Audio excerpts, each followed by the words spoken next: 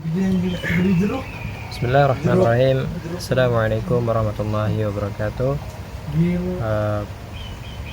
Perkenalkan, nama saya Hafiz Razaki Puranto dari Prodi Komunikasi Penyiaran Islam. Di video kali ini, Ana akan mengerjakan tugas UAS tentang usul fikih. Ya, ini tugasnya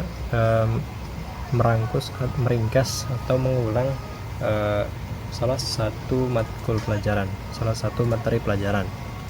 Di sini Ana akan meringkas atau mengulang materi tentang ijma'. Oke, langsung saja. Sebelumnya mohon maaf apabila ada terdapat suara-suara yang masuk ke video, karena di sini masih di lingkungan kamar, bahasa berisik juga. Ya, langsung saja mungkin pengertian ijma'.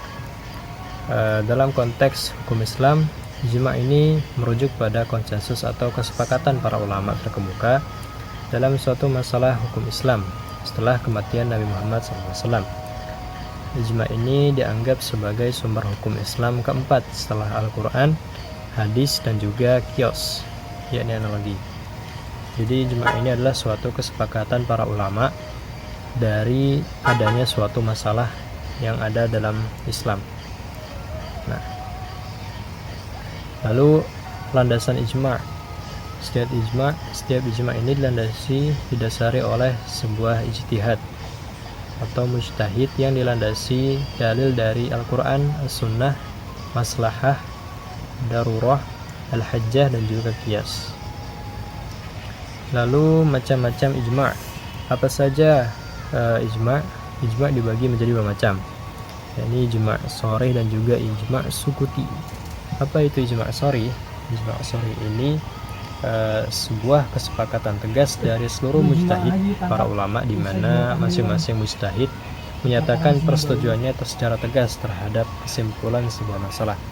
Jadi ijma' shorih ini adalah sebuah kesepakatan dari seluruh ulama, dari seluruh mujtahid tentang suatu masalah ini, dan menyatakan persetujuannya secara tegas dalam kesimpulan suatu masalah.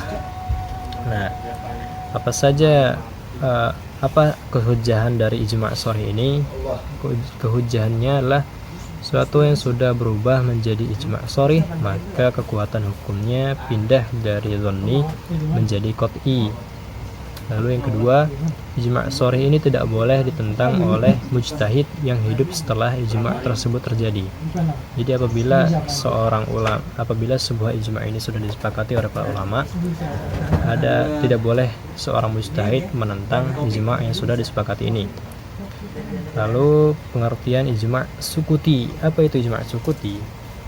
Ijma' sukuti adalah seorang yang mujtahid menyatakan pendapatnya terhadap sebuah masalah. Nah, pendapat tersebut diketahui oleh para berjadinya. Mereka diam, tidak tegas berkomentar. Jadi ijma' sukuti ini berbeda dengan ijma' shorih. Di mana ijma' sukuti ini, di mana ada seorang yang mujtahid menyatakan sebuah pendapatnya terhadap suatu masalah, lalu pendapat mujtahid lain ini menanggapinya hanya diam saja, tidak berkomentar, atau menanggapinya secara tidak tegas. Jadi baik, mungkin kita lanjut pembahasan tadi. Jadi ijma' sukuti ini sebuah pengertian di mana berbeda dengan ijma' shorih.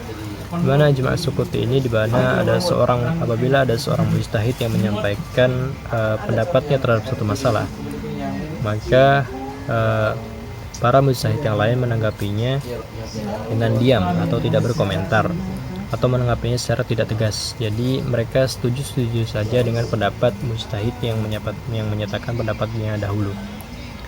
Nah, apa kehujahan ijma' sukuti ini?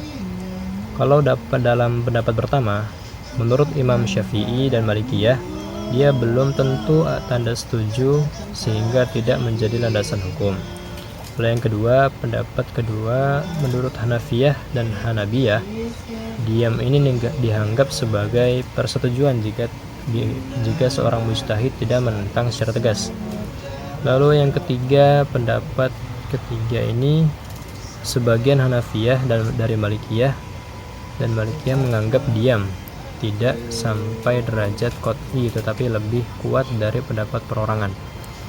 Jadi dalam pendapat Malikiyah ini menganggap diam ini tidak sampai derajat qot'i, tetapi lebih kuat dari pendapat perorangan. Nah, lalu kita ke pembahasan yang terakhir, apa saja contoh ijma'. Kalau dalam ijma' sharih ada beberapa poin. Di sini ada 6. Yang pertama, contohnya disyariatkannya jual beli berdasarkan ijma' dengan mustanid Al-Quran. Yang kedua, larangan jeda dalam ijab dan qabul berdasarkan makna tersirat dari akad. Yang ketiga, jual beli harus saling rela berdasarkan sunnah. Jual beli yang dilakukan perempuan sah berdasarkan qiyas. Yang kelima, benda padat yang terkena najis boleh diperjualbelikan berdasarkan al-maslahah.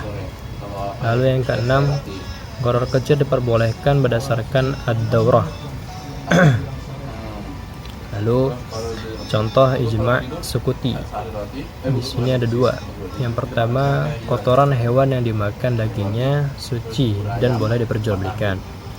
Dan yang kedua, pahala bacaan Al-Quran sampai kepada yang meninggal. Nah, itu dia. Mungkin demikian materi yang dapat Anda sampaikan pada video kali ini. Mohon maaf apabila terdapat banyak suara yang masuk dalam video. Kurang lebihnya maaf. Assalamualaikum warahmatullahi wabarakatuh.